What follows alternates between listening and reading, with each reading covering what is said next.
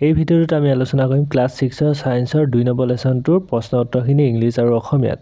এতিয়া 2 নম্বৰৰ প্ৰথম অনুশীলনীখিনি 1 নম্বৰটোত আমাক দিছে যে শুদ্ধ উত্তৰটো আমি গুল কৰিব লাগে।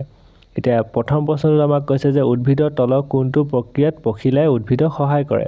এয়া টোটাল 4টা অপচন দিয়া আছে। ইয়াৰ ভিতৰত হ'ব অপচন সি প্ৰজনন। তাৰপিছত ইংলিছটোত যদি চোৱা ইংলিছতো একেই দিছে যে বাটাৰফ্লাই হেল্পছ প্লান্টছ ইন এই 4টাৰ ভিতৰত কোনটো হ'ব। Option C reproduction. হেনেকে 2 নম্বৰটোত আমাক দিছে ডালিম গছ এবিধ। এই 4টাৰ ভিতৰত আমাৰ শুদ্ধ উত্তৰটো হ'ব অপচন বি গুল্ম। গুল্ম মানে জোপোহা। তাৰপিছত 3 নম্বৰটোত আমাক দিছে যে কোনবিধ জলজ উদ্ভিদ নহয়, মানে কোনবিধ পানীত নুফুলে। এতিয়া এই গোটেই 4টাৰ ভিতৰত হৈছে খৰিকা যায়, অপচন বিটো। তাৰপিছত আমাক 5 নম্বৰটোত দিছে চৰাই ডেউকা হল, মানে চৰাই ডেউকাটোক আমি কি বুলি কওঁ। ইয়াৰ উত্তৰটো হ'ব অপচন বি আগ ঠেঙৰ ৰূপান্তৰ। হেনেকে 5 নম্বৰটোত আমি যদি চাওঁ ঠাণ্ডা ঠাইত থকা জন্তুবোৰৰ দেহত দীঘল নোমৰ কাৰ্য কি। ইয়াৰ উত্তৰটো হ'ব অপচন সি ই দেহক শীতৰ প্ৰকোপৰ পৰা সুৰক্ষা দিয়ে। হেনেকে ইংলিছৰ কিটাও চাবা একেটাই আনসাৰ হ'ব। তাৰপিছত আমাক 2 নম্বৰখিনি দিছে খালী ঠাই পূৰণ কৰা। প্ৰথমতে অসমীয়াখিনি চাম, তাৰপিছত ইংলিছৰখিনি। এতিয়া প্ৰথম প্ৰশ্নটোত আমাক দিছে বীজপত্ৰ ডেছৰ ভিতৰত থাকে। উত্তৰটো হৈছে বীজ। হেনেকে 2 নম্বৰটোত আমি লিখিম যে দ্বিবীজপত্ৰী, আৰু 3 নম্বৰটোত আমি খাদ্য লিখিম, 4 নম্বৰটোত শংকুৰ, আৰু 5 নম্বৰটোত চৰাই। হেনেকে ইংলিছতো দিছে যে ফিল ইন দ্য ব্লেংকছ 2 নম্বৰটো। এতিয়া প্ৰথমটোত আমি হেনেকে লিখিম যে প্ৰথমটোত চিড হ'ব, ছেকেণ্ডটোত হ'ব ডিকোড, তাৰপিছত 3 নম্বৰটোত হ'ব ফুড, 4 নম্বৰটোত হ'ব কোন, আৰু 5 নম্বৰটোত হ'ব বাৰ্ড। তাৰপিছত আমাক 3 নম্বৰখিনি দিছে গিভ শ্বৰ্ট আনসাৰ। এতিয়া প্ৰথমটোত আমাক দিছে আৱাসস্থল কাক বোলে।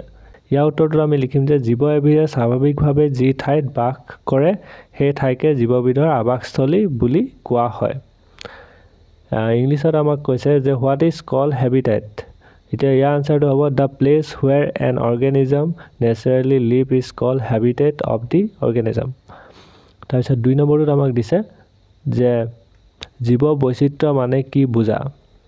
ইয়াৰ উত্তৰটোত আমি লিখিম যে জীৱ বৈচিত্ৰ্যই পৃথিৱীৰ বিভিন্ন জীৱক বুজায়, যিয়ে সকলো জীৱ সিহঁতৰ জিন আৰু সিহঁতে গঠন কৰা পৰিৱেশতন্ত্ৰক সামৰি লয়।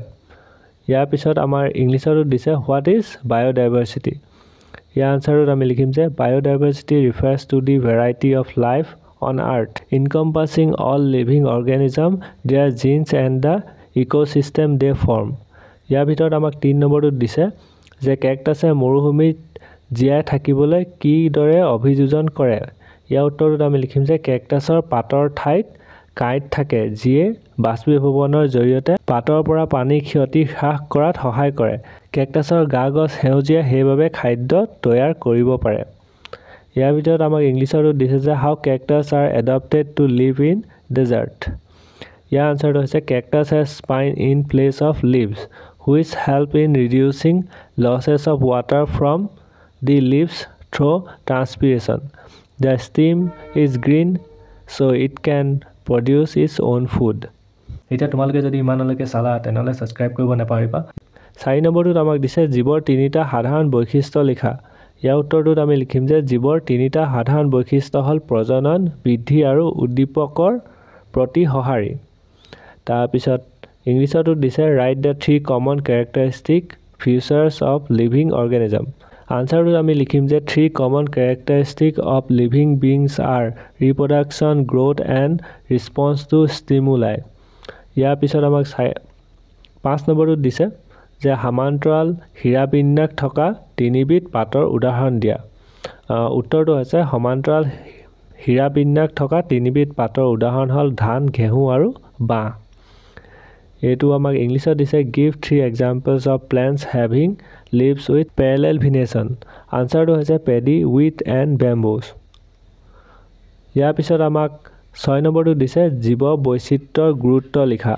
ইয়াৰ উত্তৰটো হৈছে পৰিৱেশৰ অখণ্ডতা আৰু নান্দনিক মূল্য আৰু সকলো উদ্ভিদ আৰু প্ৰাণী প্ৰজাতিৰ সামগ্ৰিক মংগলৰ বাবে জৈৱ বৈচিত্ৰ্য গুৰুত্বপূৰ্ণ। ইয়াৰ পিছত আমাক ইংলিছতো দিছিলে যে ৰাইট ছিগনিফিকেন্স অফ বায়'ডাইভাৰ্চিটি। আনসাৰটোত আমি লিখিম যে biodiversity is important for sustaining the environment's integrity and aesthetic values and the overall well being of all plants and animal species. ইয়াৰ পিছত আমাক 6 নম্বৰটোত দিছে চৰাইৰ জৈৱিক বৈচিত্ৰ্যৰ এক প্ৰয়োজনীয় অংশ ব্যাখ্যা কৰা। মানে এই কথাষাৰ আমি ব্যাখ্যা কৰিব লাগে। এতিয়া উত্তৰটো আমি লিখিম যে গছৰ ওপৰত চৰাই বাঁহ সাজে।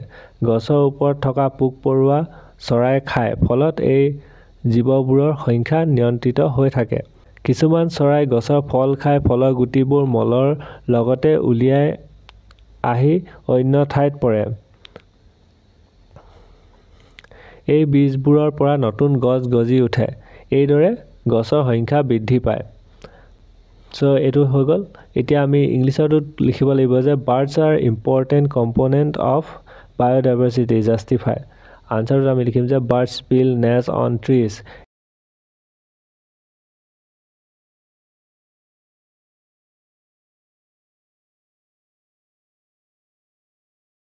ইয়াৰ পিছত আমাক 4 নম্বৰটোত দিছে যে শুদ্ধ নে অশুদ্ধ লিখা।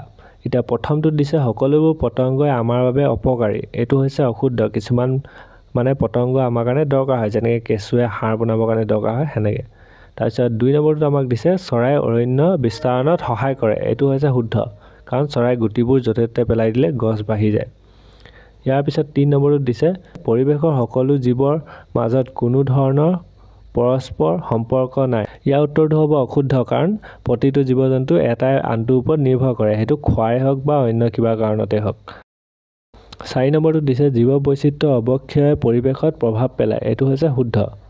তাৰপিছত 5 নম্বৰটো আমাক দিছে অতিপাত ঠাণ্ডা ঠাইত কোনো জীৱই জীয়াই থাকিব নোৱাৰে। এইটো হৈছে অশুদ্ধ। ঠাণ্ডা ঠাইতো জীৱ-জন্তু জীয়াই থাকিব পাৰে। তাৰপিছত একে ইংলিছতো আমাক প্ৰথমটো দিছে all insects are harmful to us. এইটো হৈছে ফলছ।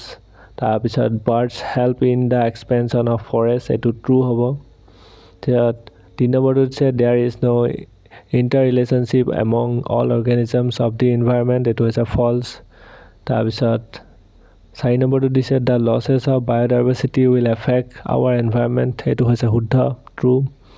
আৰু 5 নম্বৰটো দিছে no' organism can survive in extreme cold region. এইটো হৈছে ফলছ, কাৰণ ঠাণ্ডা ঠাইতো জীৱ-জন্তু জীয়াই থাকিব পাৰে। এতিয়া তোমালোকে যদি ইমানলৈকে চালা তেনেহ'লে ছাবস্ক্ৰাইব কৰিব নাপাহৰিবা।